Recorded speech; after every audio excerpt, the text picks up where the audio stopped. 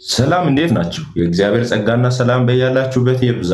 ዛሬ በየትኛውም በህይወታችን ሁኔታ ውስጥ ብንሆን በህይወታችን ከሚደርሰው ፈተና የተነሳ በተለያየ ጭንቀትና ሀሳብ ውስጥ ብንሆን እግዚአብሔር ዛሬ የሚያጽናናንን ካለንበት ችግርና ሁኔታ የሚያወጣንን የእግዚአብሔርን ቃል ይዘንላችሁ መጥተናል። ስለዚህ በአሁን ሰዓት ውስጥ ምናልባት እግዚአብሔር የታለ? ከዚህ ችግርስ ማን ሊያወጣኝ ይችላል? ከዚህ ስትረስ ከዚህ ከታሰርኩበት እስራት ማን ነፃ ሊያወጣኝ ይችላል እያላችሁ ጭንቀት ውስጥ ልትሆኑ ትችላላችሁ። እንኳን ደስ አላችሁ።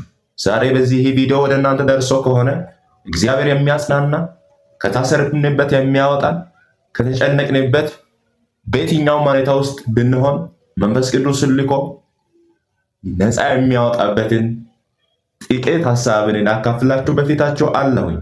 ስለዚህ በአሁኑ ሰዓት በብዙ ነገሮች ተከባችሁ እግዚአብሔር የት ነው እያላችሁ እየጠየቃችሁ ይሆናል። ዛሬ የምንማረው ትምህርት እንዴት ተስፋችንን በሕይወታችን ማደስ እንዳለብን የሚያሳየንን ክፍል ነው የምንማረው። እስከ መጨረሻ አብራችሁን እንድትቆዩ በጌታ ፍቅር ከአሁኑኑ እጠይቃችኋለሁ። የእግዚአብሔር ስም የተባረከ ይሁን። እግዚአብሔር በእውነት ዛሬም በመንፈሱ ያስተምረናል። እንግዲህ በኢሳይያስ 41 ላይ መጽሐፍ እንደተናገረው ሀሳቡን እዚህ ጋር በጣም ክፍት በሆነ መንገድ ያስቀምጥልናል። ኢሳይያስ 41 ከቁጥር 10 አካባቢ ሄደን ስናይ እንዲህ ይለናል። ትንቢተ ኢሳይያስ ምዕራፍ 41 ከቁጥር 10 ላይ እንዲህ ይላል፣ እኔ ከአንተ ጋር ነኝና አትፍራ፣ እኔ አምላክ ነኝና አትደንግጥ፣ አበረታሃለሁ፣ እረዳህማለሁ፣ በጽድቄም ቀኝ ደግፌ እይዝሃለሁ ይላል። ኢየሱስ ጌታ ነው። እኔ ከአንተ ጋር ነኝና አትፍራ። ቅድም ብለናል። ስጋችን በተለያዩ ስትረስ ውስጥ ስንሆን፣ በተለያዩ ጭንቀቶች ውስጥ ስንሆን እግዚአብሔር የታለ? እግዚአብሔር ትቶኛል ብለን ልንጨነቅ ልናስብ እንችላለን። ነገር ግን እዚህ ጋር መጽሐፍ ቅዱሳችን ሲናገር እኔ ከአንተ ጋር ነኝና አትፍራ፣ እኔ አምላክ ነኝና አትደንግጥ፣ አበረታሃለሁ፣ እረዳህማለሁ፣ በጽድቄ ቀኝም ደግፌ እይዝሃለሁ። የእግዚአብሔር ቃል እንደምነግረን እግዚአብሔር የሚረዳን ነገሮች በተመቻቹ ሰዓት፣ ነገሮች አልጋ በአልጋ በሆኑ ሰዓት፣ ለመርዳት ምቹ በሆነ ሰዓት ውስጥ ብቻ ሳይሆን በጣም ስትረስ ውስጥ በምንሆንበት፣ ጭንቀት ውስጥ በምንሆንበት፣ ውጥረት ውስጥ በምንሆንበት ማን ነው ከዚህ ሊያወጣኝ የሚችለው? ማን ሊረዳኝ ይችላል? የማን አለ ብለን የምንጮይበት ታይም ላይ እግዚአብሔር እኛን ሊረዳን ካለንበት ጭንቀት ሊያወጣን ሊገላግለን ወደ እኛ ይመጣል።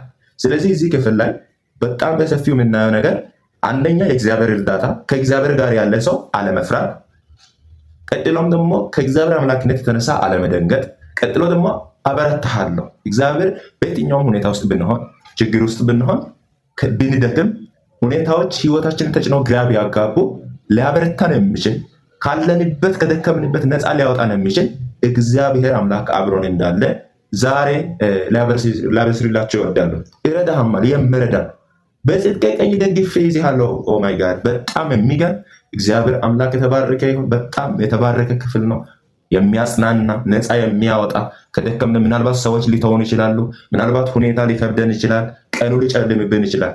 ነገር ግን ቀጥለን ስናይ በፊልጵስዩስ ምዕራፍ 4 ላይም እንዳንጨነቅ ምዕራፍ 4 ባለው ክፍል ላይ ያወራናል። በአንዳች ነገር እንዳንጨነቅ የእግዚአብሔር ሰላም እንዲህ ይላል። ምዕራፍ 4 ከቁጥር 6 ላይ እንዲህ ብሎ ይናገራል። በፈተና ውስጥ ስናልፍ የመጀመሪያው ስራችን ወደ እግዚአብሔር ምን እናድርግ ከምለው ሀሳብ ጋር በተያያዘ አንደኛው ተስፋና የጸሎት ህይወታችንን ማደስ ይኖርብናል። ያንን ደግሞ በምናደርገው በጸሎት ወደ እግዚአብሔር በመቅረብ ነው።